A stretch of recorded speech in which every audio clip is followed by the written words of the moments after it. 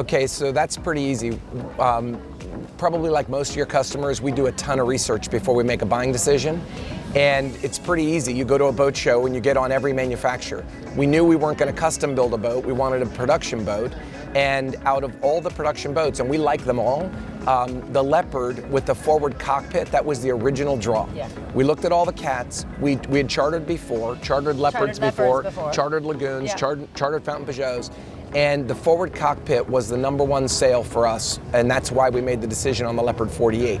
Once you've had the forward cockpit, you're not going back. Yeah. Now on top of that, after owning the boat for 3 years now and doing all the maintenance ourselves and really immersing ourselves in the Leopard, we just think it is a fantastic built boat, fantastic engineering. We love that it has separate engine compartments. We love the electrical layout of the boat. We think it's really solidly built, and so at this point we wouldn't switch brands. And the company support has been outstanding, because we took delivery of the 48 and we left the United States like immediately, and the boat has not been back in the United States in 2 years. Yeah. And so Randy has had to fix things in remote locations, and any times he calls or emails or needs a part, the Leopard company has been very supportive, so that's worth a lot.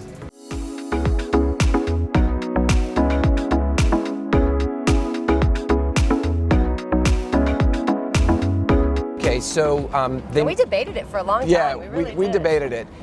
They make this model in what they call the performance version, which is the one we bought, and we can only assume that they mean performance because this boom has to be raised a little bit in order to fit this great upstairs cockpit, and so it takes away a little sail area.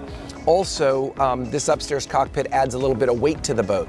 Now, we assume that for people that are going to spend most of their time cruising in maybe just the Caribbean or Bahamas or whatever, that they're going to like having this extra space. For us, we're crossing oceans as soon as we take delivery of the boat, and we want a little bit less weight and a little bit more sail area, and we don't think that we're going to be using this area as much. We can imagine that in the charter fleet, everybody would live in this area. For us, it wouldn't get used.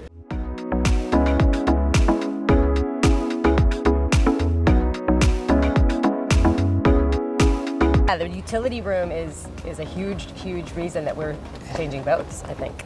Yeah, I mean, we could eliminate a cabin on our boat, but when Leopard came out with the 50, it's the natural progression of people. We buy a boat, they come out with a new updated version with some new features, and it drags customers like us on to the next purchase. So we love our current boat so much, there is no reason to change. We are just doing it for the fun and enjoyment of buying a new boat, outfitting it, and so anyway, when it came to the utility room, because we're going to be spending a year on the boat, you need a place for your tools and your spare parts, and in this case we're going to have a separate washer and dryer, and I know that makes some people crazy, but that's very important. Yeah, but that's important to us, because we live on the boat part-time.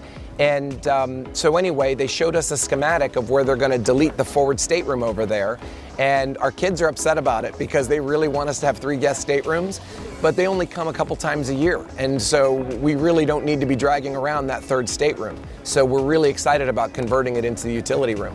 And so they're going to deliver it to us that way with a washer and dryer, and then we'll probably do some additional modifications to it. But I think that people like us that aren't going to put it in the charter program, I think it's a fantastic option. Mm-hmm.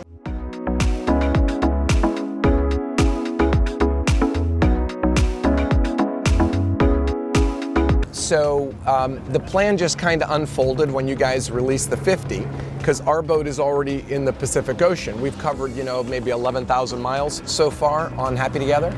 And so we were considering, since we're already there, we should just head to the South Pacific now.